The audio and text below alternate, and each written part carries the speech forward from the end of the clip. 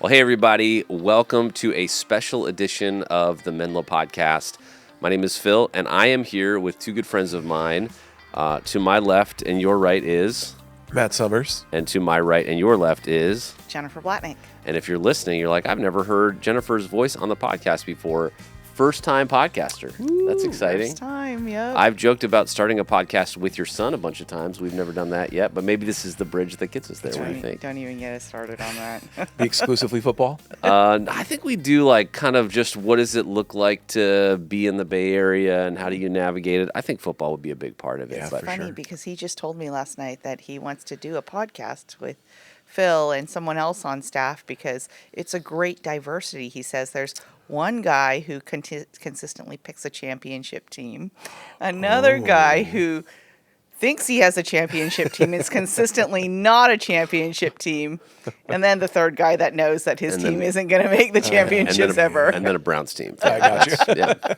Well, hey, we are here today because we're having a conversation about some shifts both for Mountain View, one of our campuses here at Menlo, as well as a really important step for our central team here at Menlo. We're going to get to that conversation in just a minute, but with kind of job shifts and all that stuff, I thought of this question to get our time started, which is what was like the weirdest job you've ever had? Maybe it was tough. Maybe it was just like, oh, people would never expect it that I did this. But what's a job that, like, if you were at a dinner party and you were going to try and surprise people with a job you had that was wild, weird, or unexpected? Give me an example of that job for you. We go first? Sure. So, I've had a lot of weird jobs, actually. I'll stick with one just because I think it's fun. I got my EMT basic my freshman year in college. And I'd always kind of been interested in emergency medicine, that sort of thing, and this seemed like a great on-ramp. But with that EMT basic certification, I actually was able to get a foot in the door at Stony Brook University Hospital, which was a level 1 trauma center. And for 3.5 years, I worked nights while going to school and worked my way to transport medic. And it was the wildest and craziest time of my life. You see people in the most insane sort of vulnerable moments. And then you also kind of get to be a caretaker in the midst of that. But I think between the night shift, the high anxiety and tension of that season, it did something to my brain where nothing else ever became an emergency after that. like nothing else was ever as important as what was happening at work. And so in a way, when I transitioned to the day shift shortly after that, and then eventually into full-time ministry, I almost had to level set expectations of hey, what's critically important in my life? Because I'd been dealing with just such high anxiety, high stress for so long. It was PTSD-ish. I don't know if I'll fully call it that, but it was an extraordinary time in my life, and I just saw the craziest, most chaotic things. And then when we started having kids, there are a lot of gross things that are associated with little babies and stuff. And Rochelle's like, I don't know how you do this. I'm like, you have no idea what I have been smelling and seeing for 6 years. So I think I said something like, I've wiped more butts than you will ever wipe in your entire life. I just need to let you know that. So I think the term you're looking for is called hypervigilance, where the trough of what it is when you're not in that is your body actually has to just let you chill. Otherwise, you couldn't live at that level all the time. Happens to first responders a lot. Yeah, it's a big thing. That's wild. So a lot of interesting, cool things. Yeah, no longer wiping butts. No longer right? wiping butts. No, Yeah. And everybody's grown up in my house. So That's good. no reason to. Good. You heard it here first. You heard it here first, folks. Yeah. Well, Jennifer, how about you? Oh boy, I've also had a lot of weird jobs. I've been a waitress. I worked at the jewelry store within the student bookstore. Wow. I've installed. I used to move people's offices at night as an IT person. Wow. But I think the weirdest is probably I used to deliver prescription medication, I should say. There's a fun editable clip right there if you're looking for one. She gave you just enough of a pause. I used to deliver prescription medication to folks who used to live in the hills around where I went to school, where I went to college. I worked for a pharmacy, and it was really old school. They had tabs, and people would call in their order, and you would deliver their order on a bike with their prescription medication. And yeah, it was That is insane. it was an interesting time, and Yeah. and I just remember, there's some ladies who, like, they're just lovely, lovely, lovely ladies, and they would try to tip me. Like, this one lady tried to tip me one time with chicken noodle soup. I'm on your a bike, bike? mind you. Yeah, mind you, I'm on a That bike. would have been fun. Yeah. Just riding. Yeah. Wow.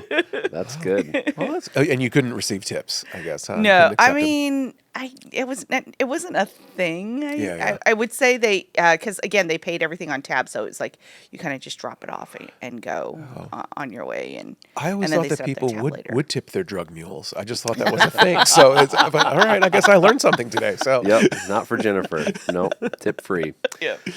Yeah, I had a few wild jobs too. I think the one that always surprises people is that I worked at Radio Shack, which if you're younger and you're like, what's Radio Shack? I always tell people, like, if Walgreens and Best Buy had a baby and it was still really small, it would be Radio Shack. Yeah, And it they is. sold like transistors and like, because they started, radios, that was their thing. Yeah. And then they slowly were like, hey, we have to sell other things too. So yeah, in high school I worked at Radio Shack, and it was weird. And people would Yeah. walk in and ask very complicated questions about like circuit boards and transistors, and I would just sort of, like a improv comedy guy, just kind of agree with whatever their assumptions were, and they were always like, "Man, you're so helpful." Like, you're welcome.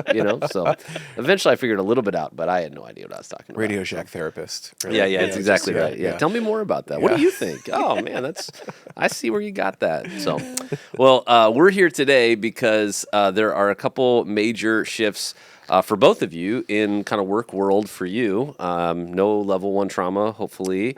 And hopefully not delivering prescription medication. We should have a conversation if that is a part of your job. But Matt, who has been our Mountain View campus pastor, is shifting to a central team role here at Menlo. We'll talk a little bit about what that means in a second. And Jennifer is actually stepping into the campus pastor role at Mountain View. So if you're like, oh, now I see, like that they're related in their roles. And I think if you regularly listen to a podcast at Menlo and you don't attend Menlo, this might be confusing because you're like, well, I don't understand what you're talking about. Menlo is one church across multiple locations, and we believe as a church that hopes for everyone, and so we have a heartbeat over the next 10 years to be a part of seeing 3% of the Bay Area meet Jesus. That's 250,000 more people meeting Jesus through thriving Menlo church campuses, through dynamic church planting and church network initiatives that we're working on at the same time. And so all of our campuses are in a different season and situation, and so what I want to do a little bit is give both of you a chance to process kind of how you got to here, right? So Matt, you have an interesting story about how you ended up as the Mountain View campus pastor. Yes. And then Jennifer, for you, for your family, kind of like what Menlo's been, and maybe a little bit of how you've gotten to a place where you're like, hey, I feel like God's calling me to do this. And maybe right now you're like, I'm second guessing all of that. But I'm going to give both of you a chance to process a little bit. So how did you get to this point for your time at Menlo? Yeah. So if you know a little bit about my story, you know that I'm a very proud New Yorker, born and raised on Long Island. And we relocated to Menlo in February of 2020. I don't know if you remember much about February 2020, but that was Super normal. Yeah, Super just normal. totally. Yeah, everyone was like, 2020, great year. It's going to be okay. Everything's all right. So yeah, my first day at Menlo, I think, was March 1st or March 2nd of 2020. And like hurts to hear it. at the time, people were like, hey, like, I think there's like this thing going around. Like, it might be a cold, like, you just better watch yourself. And I mean, very quickly, within a few short weeks, March 15th was shelter in place for everything around here. And so the world shut down. So the reason we relocated here was to be a part of what God was doing at Menlo Church, and the opportunity for me to be the campus pastor for South San Francisco. So I was stoked. I was like, this is going to be incredible. Like, new startup, new campus. And the world fell apart. We just got the kind of the rug pulled out from under us in that season. Menlo was going through a lot of changes. And so fast forward that time, like, I found myself sitting at home being like, I need to do something. Like whether it's getting on the computer, like I have to find a way to pastor people. And so, of course, we had some great Bible studies online, some other things like that. But what I ended up doing in that space, in addition to working to pastor South City, was I found myself online a lot doing stuff like this. Myself and Mark Mornishi and a few others, we spent some quality time in this basement and finding a way to keep our church connected in the midst of that. Everybody was just hanging on for dear life. But in the midst of all of that, I felt God still confirming a call within me and an opportunity to be a part of what he was doing at Menlo and an opportunity for my family to be blessed as well in the midst of all that. And it wasn't without challenges, but we found blessing in the midst of it. And so by the time we began resuming meeting again in June of 21, we had decided shortly after that we needed to make a campus merger, reduce a few things. Mountain View became available. And I just said, this has been a season where God has sort of stretched me, and I feel ready to jump back to pastoring people in person again, full time with that opportunity. And so received that call, took that call, and Mountain View became my home in fall of 21. And it's been a wild ride ever since. And it's just been great. So the last few years at Mountain View, I think we've been trying to get things right. If you've had coffee or a beer with me, I'm very open about what we try to do and how we get our ministry aligned with what God is doing at Menlo. Again, that's sort of just the consistent part there. But over the last few years, I've definitely felt like, hey, what if there was a bit more? What if you had something to offer Menlo Church in a way that was drastically different from what you've done previously? And in order for that to happen, it would require me to step away from the opportunity of being more directly connected to people. That doesn't mean that I won't be a pastor anymore, but it drastically changes the dynamic a bit more.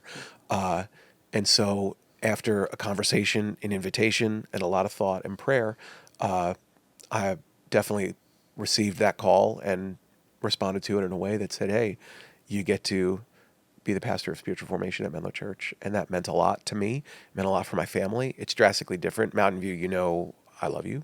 That's never going to change. I think the blood, sweat, and tears we've put into that place to make it what it is, that's special to me. And it's a treasure that I hold in my heart. But I also feel like I have had to be responsive to God in the last few years of where the Lord is leading. And sometimes that requires saying yes in the midst of things that you love, and letting go of some of those things. So having the opportunity to do this is extraordinary. And in a way, like, it kind of gets me fired up to get my brain working again, like shifting into a different gear for writing and doing some other things that have sort of been put on the back burner in the midst of doing good old-fashioned pastoral ministry work. So that's great, hope that summarizes it. It's perfect. Yeah, thanks so much. Yeah, I mean, I know that this conversation really started because as a church, we were trying to identify the next pastor of spiritual formation for Menlo, and this person oversees, adult discipleship, spiritual formation environments for everybody. So they help set the strategy, work with individual campuses, work collectively. So if you ever hear things like Menlo Next or Discover Menlo, or if you've ever heard of something called Menlo Cohorts, those are all experiences that flow from spiritual formation with more to come. In addition to that, like mission and outreach for the Bay and beyond, all that sort of lives underneath this. It's a really important team, and we've been looking for the right person for the better part of a year for this role. And I would just say I was sitting back feeling like, man, Lord, well, you got something in mind, because we are just not meeting the person that we believed we would meet for this role. And as we started to kind of look at this more creatively in the season that Matt's describing, when he was helping during kind of lockdown stuff and not meeting in person at Menlo, the role that he functioned in centrally, he thrived in. And so I was like, well, could this be the case? So we kind of started thinking about it and dreaming about it. And I just walked into several people's offices and said, hey, how crazy is this idea? And started talking about it and praying about it. And the other wrinkle of that is that Jennifer, who I've known since before I said yes to coming to Menlo as a part of the process, she was my boss when I got here as the chair of our board. I have basically, since the first day that I met her, been saying, hey, I think God's calling you to ministry. Would you pray about it? Would you please consider stepping into ministry. And she just kept laughing in my face. And there was like this one conversation that we had where it was like, maybe. And I saw the door crack a little bit and just said, all right, Lord, what would this look like? And it felt like Jennifer is really uniquely positioned to step into the Mountain View campus pastor position. So, Jennifer, I want to give you a chance. Like, what's Menlo been to you? How have you gotten to this point today? Yeah, I love Menlo. I have loved Menlo for a long time. We came here by accident. We started out at the Mountain View campus. At that point, we used to go to a church called Saratoga Presbyterian Church. And the transitional pastor at First Presbyterian Mountain View was preaching. He just happened to be the pastor that married my husband and I and baptized our daughter. And we were really excited to go see him, that he was, right down the block from us. And so we dropped our kids off at Shepherd's Village and wandered into this other place that it was a church experience we'd never experienced before. We come from very traditional church backgrounds. So the darkened room, the rock concert, we're like, what is going on here? But we loved it. We met people and we enjoyed the teaching, and ended up staying. And it has just been so formative in our lives. It has supported us through highs and lows. We have found a great life group. We've found community. And we've just found other brothers and sisters who've walked alongside us in life. And I hope that it's a place like that for others. And I continue to pour my heart into the church because it's poured its heart into me and my family. Yeah. And I've just seen the fruit, and I'd like to help be a part of that fruit for other people. Yeah. That's awesome. Yeah. I hope you can hear like, oh man, she sounds awesome. I'd love to have her be my campus pastor. Me too. I think, Jennifer's family, they exude what it is we hope to have for everybody at Menlo, which is just a spirit of hospitality and kindness that's externally focused, that's looking how they can care for other people. It's really amazing. And I think for a lot of people that step into ministry, they step into ministry with like a lot of ministry training and ministry experience. That's to a certain extent both Matt and my story, although you also had level 1 trauma experience, which feels really helpful actually in ministry. But I think for you, Jennifer, like we step into ministry and then we like learn the marketplace skills along the way. Like you just have to pay down some of that stupid tax early in ministry as a pastor. You're stepping into this role basically flipped. Like you have ministry experience because you've been serving as a volunteer, spoiler alert, basically a staff member at times, but then also this extensive marketplace experience. So how do you think your sort of leadership experience that God's already given you is going to help you make this transition in at Mountain View? Well, I mean, I think it's not a new experience for me to step into something new. I think based on just my experience in the workplace in the past, I've been blessed to receive opportunities where they're like, well, we have this problem. Can you come and fix it? Or, hey, we have this opportunity and this looks like something that none of us know how to do, but maybe you could grow.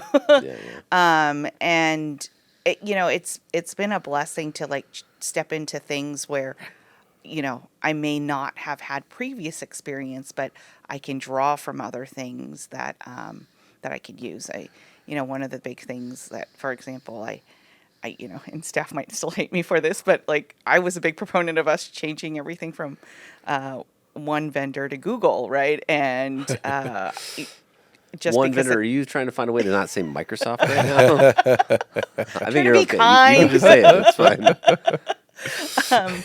But yeah, I just felt like, hey, look, there are these new tools out there, right, that we can use and that, will work great for us as an entity that has both paid staff members and so many volunteers, right, to bring us together. And so, just things like that. Like, I just feel like, I have experience with, cybersecurity. Like, there's some things that maybe I could bring to the table that maybe a church doesn't necessarily focus on, but needs to. And so, and just leadership wise, had the opportunity to lead some big teams and manage through lots of crazy transitions, with different types of leaders. And so, I think I could bring some of that to the table and help manage this transition. And I know Matt is so beloved at our campus. And I remember back in the day when I first met you through Zoom when we did online worship with Mark. It was every Sunday. It was like, Yeah. "Good morning," Yep.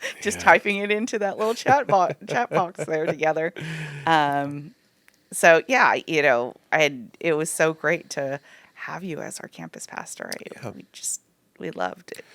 I'll just say too, you've been a blessing to me in a lot of ways. And yeah, COVID was a weird time. I felt like we were, in the digital trenches together, logging on early every morning and trying to get people excited for worship. It was like the Brady Bunch opening sequence with all the Zoom squares. Like that was us just doing our thing in there. But after we got to in person again, and after I was able to land at Mountain View, you and I established a connection, which folks probably don't know, but on a pretty regular basis, you and I were grabbing coffee early in the morning at Redberry in Los Altos, and I was kind of sharing all the things of like what to pray for, and then bringing you some of my problems. Like, here's what I'm going through right now. This is even before you got here, and you were such a help and a servant in that process. And I think another layer of this that you get to bring is that you've had the unique experience of being in the trenches, volunteer-wise, in a lot of different capacity. Now, we don't have puppets anymore.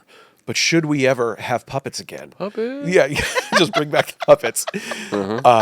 You would Vision need cast with puppets, dude. Let's go. We should have like staff puppets for each one of these. Wouldn't that be great? Hey, I can make that happen, That'd right? be so good. They're doing the So collectibles good. thing. Okay, this might be again. You Yeah, might be yeah. stepping back into a more consulting.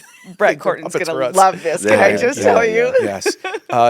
If you're watching this and you're like, bring back the puppets, just respond to this email and we'll do that. Sure.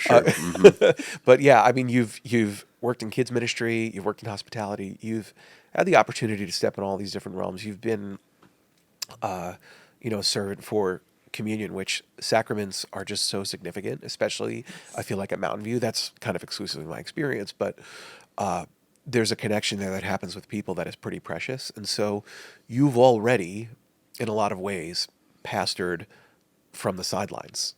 And so that's like to have a call like this is very different for you because you've brought all the marketplace perspective, much needed, to our church. And yet this isn't going to be completely foreign to you, which I'm kind of excited for. Yeah, it is definitely unique. I would say that usually when I come into a new job, I don't really know the people. I don't know the place. I might know, a couple of people, but I don't really know the place. I need a little bit of time to settle in. Yeah. But so this is unique in that I do know a lot of the people already. I don't know everyone, but I know some people. But I still have a lot to learn, for sure. I don't know what I don't know, I guess. And so I'm ready for that too. I'm ready for just to learn and to get to know people, meet new people, welcome new people to our congregation. I hope to find another Blatnik family, right? Within our congregation that I can welcome and just, help them embrace our community. And be a part of the community. It's good. Yeah. And I think, some of what you've talked about around sort of your entrepreneurial capacity to lead through change, it's obviously what God's gifted you to do.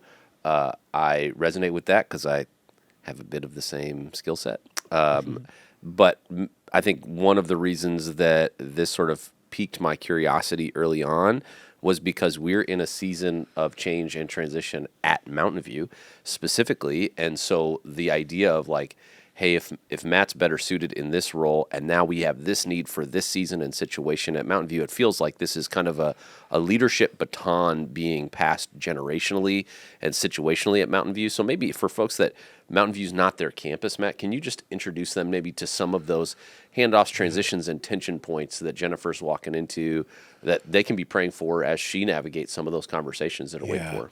Well, I just want to say I haven't had the opportunity to worship on a Sunday at Saratoga, even though it is Saratoga is the most beautiful campus. I've said this before, but Menlo Park and San Mateo, I have.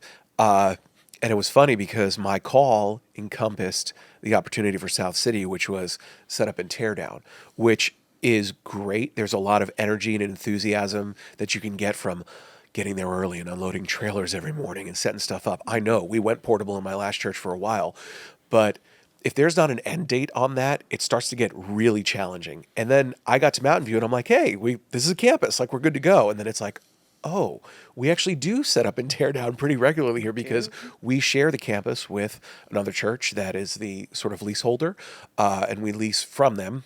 We also share it with a preschool. So we use those spaces pretty regularly, and we have to figure out ways to negotiate how we work those things out. So Mountain View is, for all intents and purposes, a portable campus. Every single Sunday, our 11:30 crew, right before I give the blessing for dismissal, which is a bit of a gear grind, right before I bless everyone, I say, and we want to invite you to stack all the chairs in the auditorium for our high school program at 4 p.m. because our high school program meets in our auditorium space. So that is a challenge that has just been, it's been wonderful because people step up and they lean in and they do it, but it can be a lot. Like during the week, we have a set time for our staff where from 2:00 to 2:15, we sort of reset the auditorium space to get it ready for midweek stuff. And I mean, it's like, hey, everyone, you ready to close your rings? Like, let's get and go do this. So there's just there's a physicality that's required for this campus. There's a diplomacy required for this campus to make sure everybody's working together. We've had some longstanding staffing issues, specifically around our student program. And it's just so interesting because we have incredible students and we have incredible leaders. To me, this is like one of the best opportunities you could possibly have to step in as a student director, but God has not made that possible for us yet. And so that's a challenge and a reality that we faced. And then I think post-COVID, COVID did a thing where it broke a lot of people's brains, as I've heard you say before, to mess with stuff. And that the church wasn't excluded out of that. And so I think Mountain View, being where it's been for as long as it's been a part of Menlo campuses, there's been sort of a reset button that hasn't fully been pushed yet. We sort of gotten there, and we are seeing new people come in, but there have been pioneers that have made that place what it is. And I feel like the pioneers are like, hey, I think we've been doing a lot and it might be time to like get some more folks in here to sort of learn the trades. Like, I think we need someone to set some more fires and be able to get going on things and get out for the hunt, that sort of thing. So we're ready to receive. We're ready to receive new people. We've seen it with our students. We'd love to see it with our grown-ups and adults, but we are getting there. Well, and a part of the Hope for Everyone initiative that we launched last fall really marked Mountain View and San Mateo for finding permanent locations for both of those campuses. For Mountain View, we have had multiple conversations with several people, both from our host church as well as the sort of, if you're not a Presbyterian, the executives that run sort of that area. And I think, I think about the words of Paul, be at peace with all people so much as it depends on you. And so we're not closing any doors, but we also want to be wise and thoughtful. And so we're also pursuing options with some volunteer teams to look for maybe campuses that aren't this physical campus, to alleviate some of those tension points and really elevate what the experience is for people when they come onto the Mountain View campus and make the right investments. Because as we found with our San Jose location, when you don't control the campus, when you don't own it, it's really tricky to make investments. And you don't know, man, should we invest in this neighborhood? Are we going to even be here? And so I think between what is the right staffing for the future, what is the right opportunity in terms of physical spaces, how do we honor the leadership of people who have been serving for a long time, as well as bring in new leadership and help infuse some fresh energy and ideas into new ministry. So, no big deal. That's what you're stepping into. How does that all sound to you? Fun. No. Yeah. Scary. Yeah. All of the above. I think it's, it's a challenge and a reality that we face. And I think it's, it's scary. All of the above. Yeah, I think it's, it's scary. All of the above. Yeah, I think it's, it's a challenge and a reality that we face. And I think it's, it's scary. All of the above. Yeah, I think it's, it's scary. All of the above. Yeah, I think it's, it's a challenge and a reality that we face. And I think it's, it's scary. All of the above. Yeah, I think it's, there's a lot of things, right? I think to run a church, and one of the things I love about Mountain View is just the humble spirit of Mountain View. Our church is fine for us, Yeah.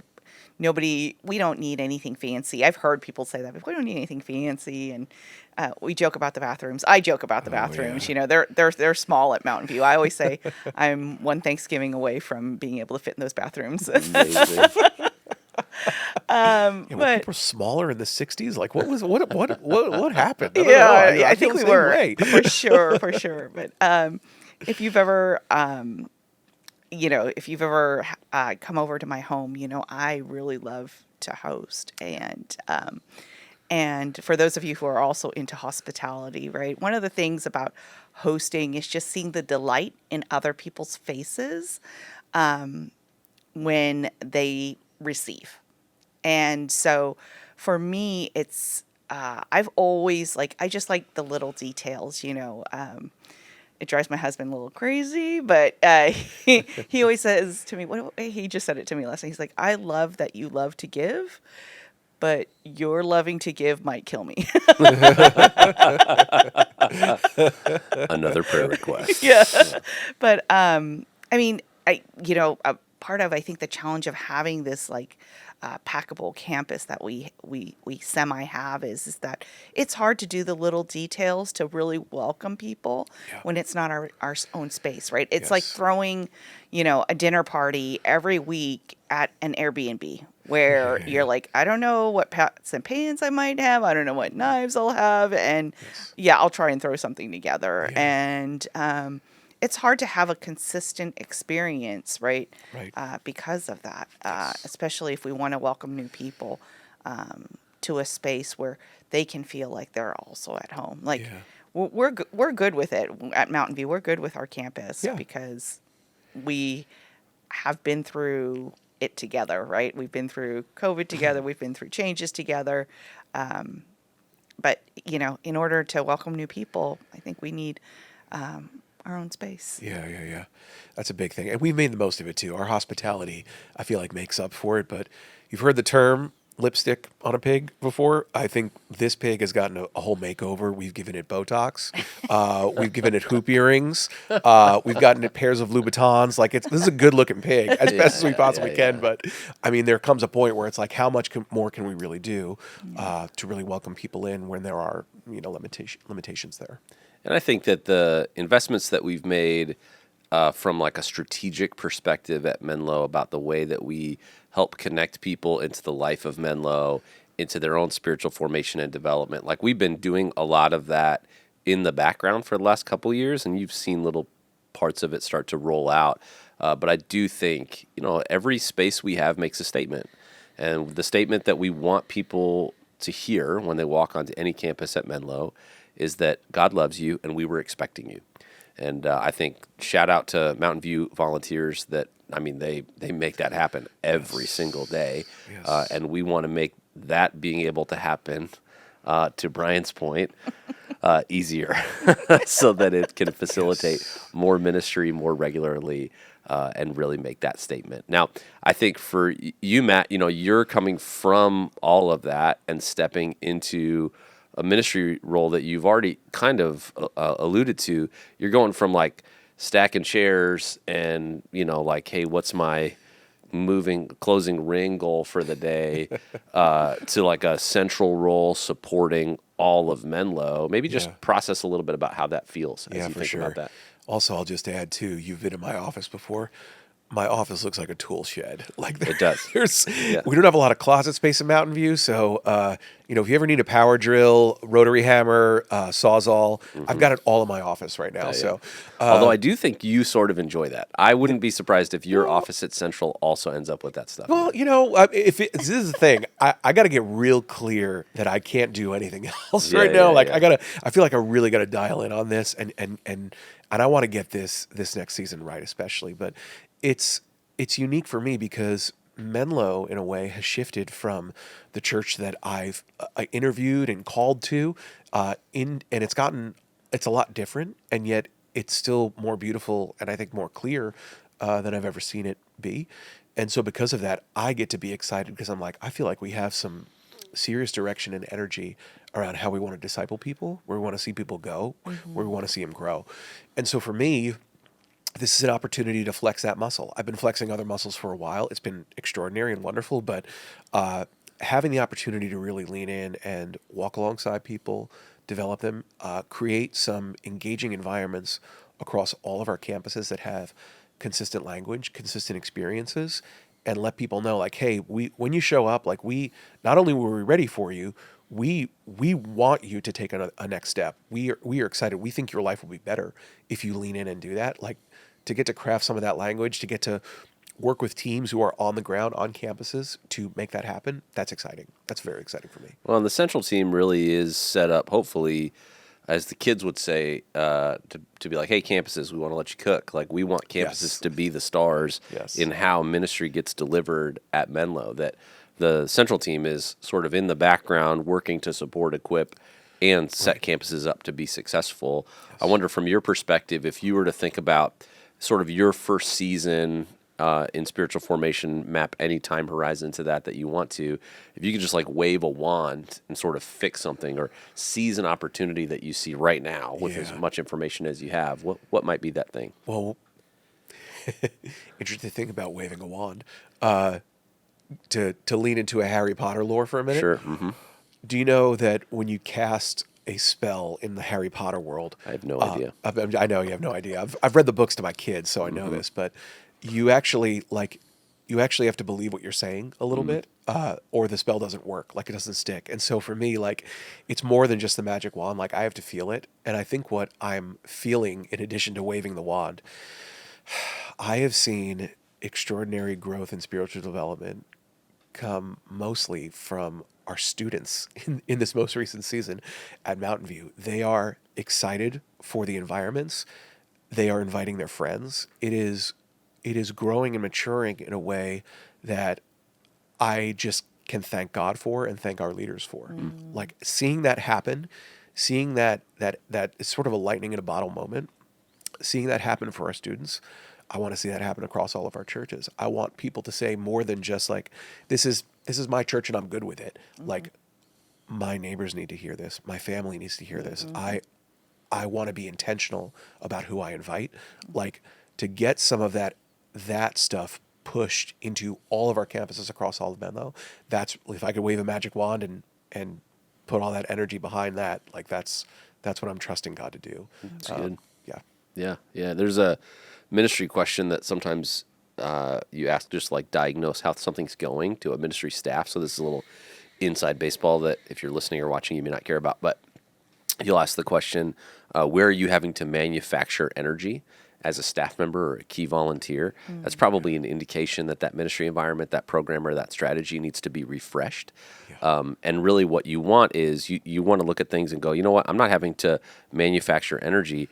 Actually, those things are generating energy. Yes. And what I hear you say is, man, I'd love to see the ministry environments at every campus actually be generating energy and enthusiasm. I think that's a great heart. It's If really I could just add one more thing too, our student programs are 4 p.m. to 6 p.m. on Sundays. And again, I've had the unique opportunity of being the campus pastor for Mountain View for these last few years. And come around like 1 p.m., there's a part of me that is physically kind of tired. I'm like, okay, like, we did like at a 7 a.m. to 1 p.m., like a lot of talking to people, a lot of praying, a lot of engaging, a lot of worship. Good. And then like students starts to start up again. And then it's funny too, because there are some students who don't even know I'm the campus pastor. They just think I'm the student pastor right now, as I've been filling in that role. They're like, I told someone that once. They were like, wait, you're here in the morning? I'm like, yeah, I have another job too. But every single time I step away from students, I am more like alive and enthused, and it's because of what the Spirit is doing in that space. And so, like, imagine if that could happen across all of our campuses. Imagine that could happen on a Sunday morning. Imagine like strangers and people far from God pick that up. Like, you've seen it before. You've been in spaces where you're like, I don't know what's happening here, but it's something really special, and I want to know more about it, and I want to be a part of it. Like, there's an intangible, inquantifiable energy that is transcendent and precious and beautiful that people, they process it, they see it, they feel it, and they internalize it. I would love for all of that to be caught across all of our campuses. Yeah, that's a good word. For you, Jennifer, kind of same question. If you had a wand and you thought about Mountain View today, and there's a set of problems and opportunities that you know about. There's some probably that you don't know about yet, but you'll learn about in the coming weeks. If you could just kind of wave a wand and address one big opportunity, one big need in front of you right now, what would be the thing that you'd be asking people to think about and pray for? I would just say dedicated space. Dedicated space in terms of our worship environment, our students' environment, and our kids' environment. Yeah. Yeah, I just, I so just desperately want people to have their spaces where they can feel comfortable coming to, not just on a Sunday, but every day of the week. Like, oh, I have this group project. I think I could ask my church if I can go and use the room and do my group project there. People who want to gather together for Bible studies, or even students who really want to bring their friends, right? I think having those kinds of spaces, just people feeling welcome, that energy that you were talking about, Matt, right? Yeah. That's what I really want people to pray for, is just dedicated space for our Mountain View community. And I could just kind of tag in, like, course. we're incredibly blessed at Menlo. Like, I don't think there are churches that would do so much to be in a position that we're in. And yet, I do recognize, like, you've spent hours in room 101 on our campus before, whether it's leading Bible studies or just hosting hospitality. And that space gets used for middle school as well on a Sunday. And let me tell you, if you parent a middle schooler, that is the time of their life where they start getting some independence. There are certain smells, aromas that generate from a student group. If you're ever in room 101 around 11:45 on a Sunday morning, it is packed with students, and I'm like, there's part of me, I'm like, how are we gonna get this smell out of here? It's like Takis and candy, and then something else that I just can't quantify. But that room, that's a small experience of what so many people are seeing and feeling throughout the week. And like, God's doing something in the midst of that. And yet, like, to turn that space around every week, almost daily, for different experiences, it's hard to do. And so we've just had to learn to navigate that a bit more, and what a gift it could be if we didn't have to worry about that. And our students felt like they had a place where, like, oh, there's some ownership here as well. They get excited for that. Yes. Yeah, It's funny. I think the students get more annoyed with us. Like, they're like, what is this tablecloth doing here? Yeah. Meanwhile, you're sweeping zombie taki crumbs, across it. It's the smell of youth. Yeah, it is. Yeah. They're also nose blind to it. Yeah. Yeah, I mean, I do think you all listening to this or watching this, you haven't seen the renders yet, but the campuses that we, by the grace of God, own at Menlo, our Menlo Park location and our Saratoga campus, we've been working with a company called Plain Joe Studios to redesign kids, students, and lobby experiences in all of those campuses. And I would just say to you, like, when we get to, Lord willing, the other side of those installs at campuses we own, it's not just, to Jennifer's point, it's not just like, oh, on Sundays this will be helpful. It's like, oh, these are going to be hubs of hope in the community that we serve, that are open front doors for people to experience our campuses like city parks, like places that they can be throughout the week, and world-class ministry spaces to regularly be able to say, whether it's somebody that calls Menlo home yet or not, whether that's somebody that knows Jesus yet or not, that God loves them and that we're expecting them, and we've created an experience that we really want them to be able to share with us. And so, San Mateo, you can pray for that. Mountain View, you can pray for that. There are opportunities in front of us, but we need the heart of heaven to open up. I mean, physical resources to be able to provide those opportunities. So, I wonder, Matt, as you think about, this idea that you've been at one campus serving in all the ways that we've already talked about, it can be easy at a campus, I would imagine, to go, hey, this is working or not working for us. I'm going to kind of chew up the meat and spit out the bones. In your head, as you think about it centrally, how will you, do you think, bring that Mountain View experience to Central to keep campuses connected, healthy, and thriving in the season to come? Yeah. I would just say, I've had a couple years to get to know different staff members from our Central team that have been that have sort of rotated through the doors. And I think anytime you get an individual who has spent any capacity on a campus to sort of see and know and smell what it feels like, you get a unique understanding of what those needs are. And every campus is different. Like we are contextualized to our communities, which is wonderful. And there are ways in which we can figure out, hey, these are the unifying principles, the irreducible minimums, the things that we need to carry forward. So my experience at a campus has been so beautiful and so incredible, to get to know people, but to also see what will work from concept to reality. And so I'm actually excited to bring some of the lived experience into ideas and executables now, to say like, hey, I've been in that space before. I know what it feels like. And I think this is going to work. And I get to take all of the investment that I've put into people over these years, congregants, new folks, and I get to take that and bring it to leaders. And I get to say to the leaders, hey, like, this is what to look out for. This is what to do. This is what to say, what to feel. And our leaders are smart too, our staff members. But I get to integrate, again, that lived experience, praying, walking alongside people, into some of the content and things that we're going to be doing across all of Menlo, which is exciting. Yeah, and I mean, I think the heartbeat of why we do multi-site, like multi-site when it's at its best, one church, multiple locations, is that we offer the excellence of a large church and the intimacy of a small church. That's why you want it to work, right? If every person that was a part of Menlo were all showing up to a single physical location every weekend, it would be way harder to find your people. And so the reason that we're in communities is so that you can belong even before you believe, and so that inviting your friends, being externally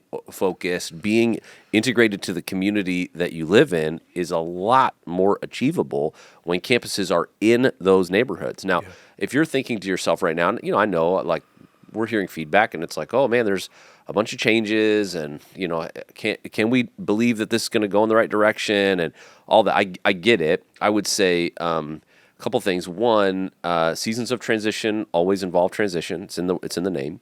Every pastor is an interim pastor, unless the Lord comes back. There were pastors before us at Menlo. There will be, by God's grace, pastors after us, and so I know that it can feel scary. It can feel anxiety producing, especially if like you have been like, oh, Matt's my campus pastor. This is a change. I would just encourage you to have conversations with people, grab coffee with them. If there's somebody that's leaving staff and you're like, I want to know the whole story about that, just something for you to know if you maybe do or don't know this. If you're familiar, sometimes in church settings, when staff members leave a church, they sign an NDA. So they're not allowed to talk about why they left or any of that stuff. At Menlo, we don't use any of that. So if you go talk to that person that left and they want to tell you whatever they want to tell you, they're more than welcome to do it. Yeah. If you think, oh, I think I know why they left, because I know why that person left. Well, you may know why that person left, but you don't know why this person left. Because if there are 5 people, there are at least 5 reasons why each one of those people left. And I would encourage you to have the conversation. Here's the commitment that I make to any staff member that leaves, whether they leave of their own choice because it's the right season for them and they know what's next, or they're leaving because somewhere along the way it was obvious that it was time for them to move on, and maybe that was performance management or fit issue. I will never speak poorly of them. And so my commitment to staff members that leave is, hey, I want the very best for you, and I know you do too if you're a part of Menlo. But as you're navigating change, I would have direct conversations with people. I would really encourage you as you're thinking about, you know what, I'm feeling really anxious about this. I don't want to minimize that feeling, but I would say take that to the Lord, right? When we think about Philippians chapter 4, what does Paul say? He says, don't be anxious about anything, but in everything, by prayer and petition with thanksgiving, present your requests to God. And the peace of God, which transcends all understanding, will guard your heart and your mind in Christ Jesus. It may not fix everything, but we'll take the prayer, and I think God is honored in it. But for somebody that's going, man, Jennifer, this feels like a big change for you. Like, how are you feeling right now? And how can people pray for you in these early weeks? How might you respond to that person? I covet your prayer. So please, yes, pray for me. Yeah, I mean, as with any new job, I'm definitely experiencing some anxiety. There's no doubt about that. And it is very different from what I've done in the past. So again, and I have no problems learning, and I have no problems with, you know, getting feedback from people. So, I welcome all that. I'm actually excited for some of it. I think, prayers. I think prayers for me, prayers for my family, just for wisdom. Yeah. I ask for that all the time. Just, I really want to live in God's will. That's what I want to do this season is to be obedient and to do whatever it is that He wants. And so I'm kind of opening my hands up to God and saying, please show me. And so, yeah, if you can just pray for me that He'll show me what He wants me to do. And that I'll hear it. Sometimes I feel like, I joke, I'm like, I think He's screaming at me and I can't hear Him. Yeah. Yeah, that's It's like funny. hit me, Yeah. across the head a couple of times. And I'm like, oh, okay, that's what you meant. All right. Yes. You sent that lifeboat and then you sent the helicopter Yeah. and then you sent the guy with the jet ski. I was like, oh, I'm supposed to get on. Okay, all right. I good. get it now. That's good. For sure. Yeah. And Matt, for you, as you're thinking about stepping into this role, there are going to be people that have specific passion points about something related to spiritual formation or adult discipleship, and we've all been carrying a piece of that centrally, but there's been no person that's their thing for a minute, and so they're going like, man, how can I get some of Matt's time, and what does that conversation look like, and how can people pray for you as you're Yeah. getting started? Well, of course, same as you, Jennifer. Like I covet the prayers, so any prayers you're willing to throw up for me, for my family, like we're very grateful for that. I would say, yeah, as I think about meeting with people, I would say if you're watching this as a Mountain View congregant or just anywhere from Menlo, if you volunteer, serve, or lead in any capacity, you're going to see my face eventually. Sunday is game day, That felt a and little threatening. get used to this face. Yeah. Sunday's game day, and now I get to sort of get a sample of that across all of our campuses and see what's up. So I want to know how we're doing, how we're playing, and how that's looking. So I'm excited. Like we'll eventually get some FaceTime, especially if you have thoughts. But I'd say for at least the first 30 days, like I don't know what I don't know. And so I need to get my legs under me and get a good assessment of where we are. But we have, again, inside baseball talk, we have an engagement funnel. We have a map for our spiritual formation, a pathway that we want to see. So we have some things in place where it's like, hey, because these things are true, we've said as a church and as a staff and as people, like, because these are true, how is God going to work through me and through us to make these a reality? So just pray for our place as a church, and pray for people who don't know about Jesus yet, but they have you. What is God doing in you in the midst of that, and how can our church best equip you to reach out and to lead in those spaces? That's good. Yeah. Yeah, and if you're new to Menlo and like you're kind of going, I'm not sure I understand the need for all this or like kind of the context of it. I would just say, I've been at Menlo for about 2.5 years now or so. And 2.5 years ago, as a church, we were very heavily staffed. Our staffing percentage of giving was about 72%. Today, it sits just underneath 50%. And that was an intentional choice to be able to think more carefully about where staff were best positioned, what the right size staff was for each area to really set us up to thrive into the future. And some of that's the strategy that Matt was just alluding to. Some of that's just wise stewardship to make sure that we have the financial resources to do everything that God's calling us to do. This last fiscal year was our first fiscal year that was not a net negative since COVID, which was a big change. And so we're tremendously thankful for that. But I think that, all that, it just means adjustment, right? And in addition to that, in the last couple of years, Menlo is much, much larger, roughly double the size that it was before.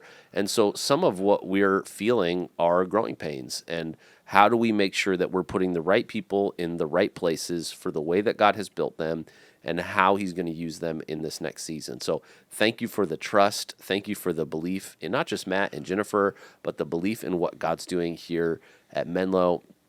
I have a ton of hope for what is in front of us, but I want to just finish with one last question for both of you, which is like, sometimes the question gets phrased like, "What keeps you up at night?" But I would say like, what's waking you up in the morning? Like, what's the hope that you have that's on a good day when you're jumping out of bed, feeling like, "Oh man, this is exciting." What's the top of that list for you right now that people can celebrate with us? Yesterday we had a conversation with our students, just talking about why people may not believe in Jesus. I was like, well, you have friends? Like, tell me some of the reasons of what those are. And to hear their responses, there has been, especially in my college years, there was such a hostility that existed from a non-faith perspective. And there were some high intellectual folks in Richard Dawkins, Sam Harris, Christopher Hitchens. All of it was like, hey, if you're going to be a believer, if you're going to follow Christianity, like you must be delusional. And now I feel like there's sort of this tectonic shift that has occurred, especially in Silicon Valley. If you don't know, read that Vanity Fair article. Like there's something happening here, and it sort of feels like we're the right church in the right place at the right time to host and facilitate those conversations. So that gets me up in the morning. That gets me up in the morning when I see or sense that God is doing something around here. I'm like, this is exciting, and we get to be a part of it. And like, I'm just going to piggyback on whatever God is doing in the midst of that. So that gets me up in the morning. That gets me excited to see a shift from people who have plumbed the depths of morality without any divinity and said, oh, there's actually not much here. Like, why is my soul still empty? Like, to see people actually say, like, maybe there's more out there. Maybe I am missing something. And to be a place where that curiosity is fostered and driven towards following Jesus, like, I get excited for that. Yeah. That gets me up in the morning. It's a good word. Yeah. What for you? For me, it's seeing people connect with God. Yesterday, I felt like I had a very sweet service on the Mountain View campus. I had somebody that we'd been praying with for a while about things going on in their workplace that were really rough, and things are finally going well now. And this person was expressing how thankful they were that this was happening. I had another person who came up who is relatively new, actually, to our campus, who we've also been praying for a job to appear. And it looks like there might be something in the works there. And so that was also super exciting. Yeah. And then a couple weeks ago, I was on the prayer team, and I was waiting after prayer, and this one person ran up to me just full of grief, and we had just had a sermon about grief, and they came up to me and said, this sermon today was for me. It was for me. He wrote it for me. God gave it for me, and we prayed through the grief that they were experiencing. And it's just reminders, I think, for me yesterday, just from God, that He does provide. He blesses. He provides. We just need to connect with Him. And so helping people connect with Him gets me up right now, is helping people find their way to connect with Him. Because I don't think there's just one way, right? I think that's kind of what you're saying too, Matt, right? There's not just one way. Well, but we all can. Yeah. And so I'm excited to help people figure out how they can. Yeah. Yeah, that's great. Yeah, I think, my first probably 6 months at Menlo, I think there was this low-level question that people were asking. They might not have said it out loud, but they were asking it with their attitude and their actions, which is, are we going to make it? Are we going to be okay? And Menlo's not the first place that I've been where navigating significant tension or transition has been a part of my role early on. But you just trust the Lord with it and walk faithfully. And then we got to the other side of, are we going to make it? Thank God. And then I just started to hear this whisper, right? This whisper of like, could it be that the prayer of the generations that came before us is getting answered in our generation, that one of the very last places in the country that's never had a documented revival, that God could be answering that prayer in our generation, and that Menlo might be able to be a footnote in the work of God. Yeah. And so I'm literally like, I ordered 80 little journals and these little stickers and these little like battery things to give away to like 80 churches or so in our region that I think are going to be the first part of like this network we've been dreaming about. Yeah. And I've just been doing church ministry long enough, to your point, Matt, like when you see something unique happening, you just go like, oh, this is not an always thing. Right. This is unique right now and in this place. And Lord, how can we be people who meet you in the moment? And so I'm really hopeful about that. And I'm also working with a group that's working to plant churches all across the state, especially in the Bay Area, of some of the largest and most influential churches in California who are putting their money where their mouth is to say, let's help raise up leaders, plant churches, and reach more people. So, all that's possible really because of what God's done in Menlo for a long time. But if you call Menlo home today, I know that you had the chance to leave. You had the chance when other people did. You had the chance when saying you went to Menlo felt scary. It felt like you had to offer maybe a lot of answers to questions you didn't necessarily know. And I just want to say thank you. Thank you for enduring. Thank you for believing the best.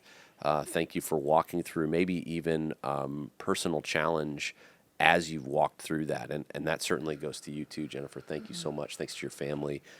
I believe that the best is ahead for us at Menlo. And that's not just because Menlo is going to be great, but because we think that hope is for everyone. And the hope of Jesus is the hope of the world. And so we just want to sort of give you a little bit of this conversation, a taste of what this is. And as you interact with Matt or Jennifer in the days to come, I would just encourage you, continue to ask them what you can pray for and how you can be an encouragement to them in these days. I believe that God's doing something really important on our team. And I just want to say thank you to both of you for willing to pray about this possibility and lean into it. It's a big deal. Yeah. Exciting. Thank you. Of course. Thank you. Yeah. Well, let me pray for us, and we'll send you all back to what are you probably doing right now? Dishes, maybe cutting grass, washing a car, on a run. Yeah. That's probably one of those. I hope you're multitasking while you're listening to us. You've been listening to 2x speed. you know? We love your prayers, but we're not deserving of your full attention for this entire video. So just pray for us. That's exactly right. Yeah. Let me pray. God, thanks so much. Thanks for today. Thanks that we can share in the work that you're doing, God, that we don't do this stuff for you, God, that by your grace we get to do it with you. And so thanks for the work that you've done at Menlo for decade after decade after decade after century. And so, God, would you help us to be people that stand on the shoulders of giants who have come before us, who depend on your Spirit like never before, and who see your work at Mountain View, at San Mateo, at Saratoga, at Menlo Park. God, wherever we are, help us to be people who are bringers of hope today. We love you. We pray that you be with us. In Jesus' name, amen. Amen. Amen.